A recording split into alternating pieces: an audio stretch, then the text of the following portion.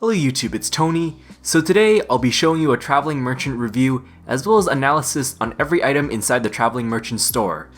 So Tony, what is Traveling Merchant? Well, it's basically a D&D that's located in the deep sea fishing hub. It does spawn randomly, but luckily we do have an FC which is called Whirlpool D&D. There is also a Discord server and I'll leave the link in the description. There are 4 slots worth of stock inside the store. The first slot will always be a green Uncharted Isles map, which there are 3 to 6 rare resources. By buying this map, there's also a really rare chance of a rare Uncharted Isles map, which means you can get the rare and coveted Tavia's fishing rod. Then on slot 2 and 3, well, 2 of the items within the rotation are selected. Then finally for slot 4, this is the most expensive slot, and I like to call this the premium slot. Now there is a rotation pattern, and I'll leave the link in the description. For every single item in the deep sea fishing shop, here is the table of contents. So yes, this video is definitely going to be really long, so I highly suggest you skip to whichever item you want to know whether it's worth buying or not. The first item, I like to group them together, are called the Deep Sea Fishing Helpers. They all cost 50k GP each. This will last you 3 minutes. The first one is the Barrel of Bait. This will give you 10% chance of an additional catch. The second one is the Tangled Fish Bowl, and this will give you 5% more fishing XP. Finally, the third one is called the Broken Fishing Rod. This will increase the fishing catch rate by 5 to 10%. Instead of lasting 3 minutes, this time it will last you 3 to 30 minutes each. I'm gonna give this 1 star as a review. It's really not all that great, okay? Not only way too expensive, but the boost hardly makes a difference for what it offers. Yeah, I know it's only 50k, but still. You're essentially paying 50k for a boost that's next to nothing basically. The next item is called Message in a Bottle. This will cost you 200k. You get to choose any one of the 3 fishing boosts, and this will last you 6 minutes. So my review for this is 1 star. Yes, I know you get to choose, but I still think it's not worth it. Just like the above, it's still way too much for what it offers.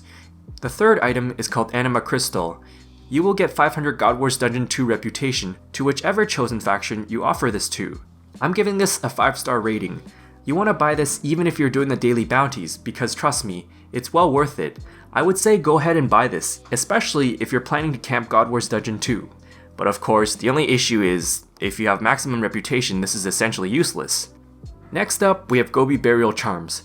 They come in 3 different sizes, the small, the medium, and the large. You can offer this to the Goebie and he'll give you reputation. If you are maxed reputation, this will convert to Techie instead. My review for this is 3 stars. I would not buy this if you're maxed reputation. The reason being is because we have daily Nemi Force and the task, which will give you reputation pretty fast. From a cost value, this will cost you 1000 GP per Techie. That means if you were to buy any piece of raid armor or codex, and then you were to convert it to GP, this would be a loss instead, so I would not recommend that. Well, I know some people are like, well, wouldn't you want to buy this for armor pieces because you could increase the drop rate of the actual armor?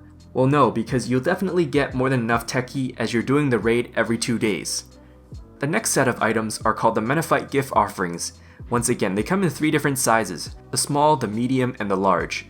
You can do one of 2 things, either offer them for reputation in Menaphos, or you can open them and there's a small chance of getting an Onyx. There's also various rewards as well. I'm unfortunately gonna rate this 2 stars. The only reason to buy this is if you're gambling for a chance of an Onyx. However, I find that doing Fight Kiln is definitely a much more viable option for Iron Man players. The reason being is because the Onyxes aren't really that useful until the higher levels. As for the reputation, well, it's really costly, so I would not bother with that. So really, if you want an Onyx, then I would suggest you wait until you're high enough level to do the Fight Kiln instead. Then we have the Slayer VIP tickets. This will cost you 200k. By buying this, you'll get anywhere from 1 to 7 VIP tickets. I'm gonna rate this 3 stars. In my opinion, it's a little bit too expensive. The reason being is because you can obtain them faster from Cabbage Face Punch, or the Menaphite gifts, or even the Rush of Blood. Now, I also have a Cabbage Face Punch guide, and I'll leave that link in the description. If, however, you are a little bit too lazy with doing the mini games, then that would be the only time I would suggest buying this. Moving on, we have D&D Tokens. There are 3 kinds, the daily, the weekly, and the monthly. Now you can use this to reset any daily, weekly, or monthly, and you can only use 1 of each at a time. So that means, in other words, you can only use 1 daily token a day, 1 weekly token a week, and 1 monthly token per month. I'm giving this a 5-star review. I mean, there is gonna be a D&D that you wish you can do more than once, so I would definitely buy one of these tokens. The best daily to use them at is sinkholes or caches. For the best weekly, I would suggest familiarization. The best monthly, well, all three of them are equally good, so feel free to choose whichever one you want to do. Sacred Clay will cost you 600k. By inspecting this, you'll get anywhere from 50 to 100 stealing creation points. My review for this is 5 stars. You should almost always buy it. This makes it so that you don't need to spend any time gathering the fletching and crafting outfits. By wearing those outfit pieces, not only do you save money, but you also save time in training the skill. Even if you have those outfits, you can always buy the Volatile tool. It's around 5.45 GP per bonus XP for the Volatile tool. There are various skills you can choose from this, and mainly you want to go after woodcutting or fishing. The other cool thing about this is that they're not level scaled, meaning that you'll always get the same amount of bonus XP regardless of what level you are. Shattered Anima will cost you 750k. By buying this, you'll get anywhere from 500k to 2 mil Anima from this. Unfortunately, I'm only giving this 2 stars. If you're buying this, it's really only good for low and mid levels. If however you have a high level weapon, then I would suggest you grind for the Shattered Worlds instead. If you were to buy Slayer XP lamps from the shop, this would be worth around 50 GP per XP. However, if you're very terrible at PVM or just killing monsters in bulk, then maybe it might be worth it. To be fair though, most of the rewards are PVM based. The next item is called Livid Plant, and this will cost you 1 million GP. By inspecting this, you'll get anywhere from 10k to 40k produce points.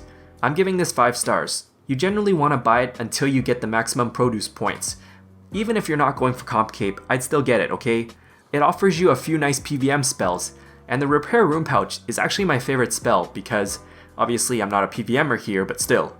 It's one of the most hated content in the game, arguably, so by buying this, it gives you the opportunity to skip it eventually. The next item is called Advanced Pulse Core. This will cost you 800k, and when you buy this, you'll get 1 to 3 Pulse Cores. Yes, I do like XP, and yes, I do like being efficient, but I find that it's way too expensive.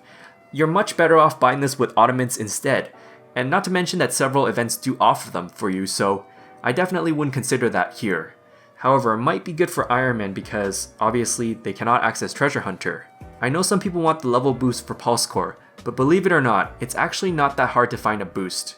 Just go to any crowded places like World 2 Birththorpe, or even World 84 Combat Academy, and you'll be able to find a Pulse Core popped like every 2 or 3 minutes or something. If not, then there's also Spicy Stew, which will give you +6 boost. Assuming you get 2 to 3 Pulse Cores at once, this will cost you anywhere from 15 to 23 GP per XP. The calculation won't factor in the Pulse Core buff, which will last you 10 minutes each. The next item is called Gift of the Reaper. By inspecting this, you'll get 20 Reaper points. So even if you're not a PVMer, I would go ahead and buy that still. It costs you 62.5k per Reaper point. Generally, it would profit if you're trying to buy an incomplete Hydrix from the shop and then you're selling it to the GE. However, you should always double check just to make sure. I know for Iron Man, it's a little bit of a hefty cost, but trust me, it's still well worth buying. Like, it just makes Dailyscape a little bit easier. Moving on, we have the untradeable Silverhawk feathers. This will cost you 1.5 mil. By buying this, you'll get anywhere from 50 to 100 feathers at once. I'm gonna rate this 4 stars. It will cost you at most 30k per Silverhawk if you got 50, or 20k if you got 100. Most of the time, it's actually cheaper than Silverhawk feathers, even if you get the minimum amount. For a long time, the Silverhawk feathers have hovered around 30k or more. However, at this moment, the tradable ones are a little bit cheaper. So for Iron Man, unfortunately because you can't access this, I decided to take 1 star out of this. Either way, I suggest you check the price of Silverhawk feathers before you think it's worth buying or not. The next item is called the Dragonkin Lamp. It will cost you 250k, and it gives you 48k XP on a skill at level 99. This is definitely a 5-star item. It will cost you around 5.2 GP per XP at level 99. There's also a chance to get the Effigy pet. In my opinion, this is definitely not overly expensive. It's always nice that you can use a lamp on the hardest skill you struggle with, so I suggest you buy this, even if you're an Iron Man. The next item is called the Ancient Effigy. It will cost you 1 million GP.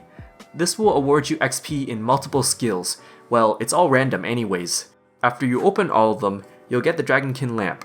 So my review for this is 5 stars. It will cost you 7.2 GP per XP at level 99 if you were to open the lamp itself. However, I didn't include the XP of opening the Effigy. The reason being is because the skills are random. Once again, there is a chance of the Effigy pet. So, like I said, it's not overly expensive, and it's always nice to lamp the hard skills. I would still buy this for Iron Man, even if you don't have any level 95 skill. The next item is called the Dungeoneering Wildcard. It will cost you 400k. By buying this, you'll get 1 to 3 wildcards at once. What this item does is it gives you 50% more Dungeoneering XP as well as 50% more tokens. The other really cool thing is that it does stack with the Karajo team cards, which you can definitely buy a lot of these from the Elite Dungeon 1 shop. Keep in mind that it doesn't stack with the solo cards. I'm giving this a 4-star review. I would definitely save this up for high levels only. However, it is kind of a little bit too costly at the low level floors. If you were to combine this with the Thieving Locust card, this will get you 3 times the total XP from this, so it's really amazing, you know? Next up, we have Taijitsu. It will cost you 800k, and you get 3 to 5 Taijitsu when buying it. Unfortunately, I'm giving this 2 stars. The only real reason to buy this is if you want to finish the Salty title faster. However, it is actually way faster to hunt Ornid totals, and you even get chimes out of this. We also have the Elite Dungeon 1 token farming. This will give you a pretty decent amount of them, so I suggest you look into that. From a monetary value, it's definitely not worth it for the Ancient Bones if you were to buy this and then make the Scrimshaws. Then we have Harmonic Dust. While it does cost you 2 mil, but it comes with 500 to 1000 dusts. I am giving this a 4-star review. This will save you around 45 to 90 minutes. The best use for this is for Crystal Hatchet and Crystal Pickaxe, or you can also use this for the attuned crystal weapons as well. For Iron Man, however, I don't think it's worth it. Crafting at Harps is not only very AFK, but it's also free crafting XP as well. The next item we have is the Crystal Triskelion. This will cost you 2 million GP. By opening this, you're not only guaranteed an Elite Clue Scroll, but you also get other rewards as well. However, I'm only going to give this 2 stars. There are definitely a lot better ways to get Elite Clue Scrolls instead. Things like Elf City Thieving are really fast for elites. From a monetary standpoint, I believe the average Clue Scroll is worth maybe around 1 million GP or something. I don't do Clue Scrolls, so I don't know, but somebody told me it's around 1 mil GP average. The Triskelion rewards, well, they're not all that great, so I wouldn't bother with this. The next item we have is Deathtouch Dart. This costs you a whopping 5 mil. Of course, it instantly kills an NPC, but it won't work with certain bosses. I'm giving this a 3-star review. This is more of a situational item than a useful item all around. There are a couple ways you want to use this efficiently. The first one is if you're doing Nex or Kalphite King for the defender pieces. The only other use for this is when you're trying to push Enraged for kill streaks in Telos. Do keep in mind that it doesn't work for the Warden title, however. The Unstable Air Rune will cost you 250k. By inspecting it, you'll get exactly 5k Runespan points. This is a 5-star worthy item. I believe it's worth around 3 to 4 hours of Runespan. This is the only way to get massive pouches without spending time in Runespan. Like the Unstable Essence is also great for runecrafting training as well. You can also unlock Esteem faster for the Trim Completionist Cape requirement. For those who aren't going for Trim Completionist Cape or training Runespan, well, there is another good use for this. The teleport tablets will teleport you to different altars, which is useful for some clue scrolls. The second last item is the Unfocused Damage Enhancer. It will cost you 500k GP.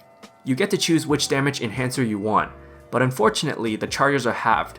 I'm only giving this a 2-star rating because, really, there aren't a lot of good places to use them at that I can think of. Like, maybe the Rush of Blood, the Dominion Tower, or the Kiln, but then again, it consumes 1 charge for every single hit, not 1 charge for every single kill, so that's definitely gonna burn out really fast.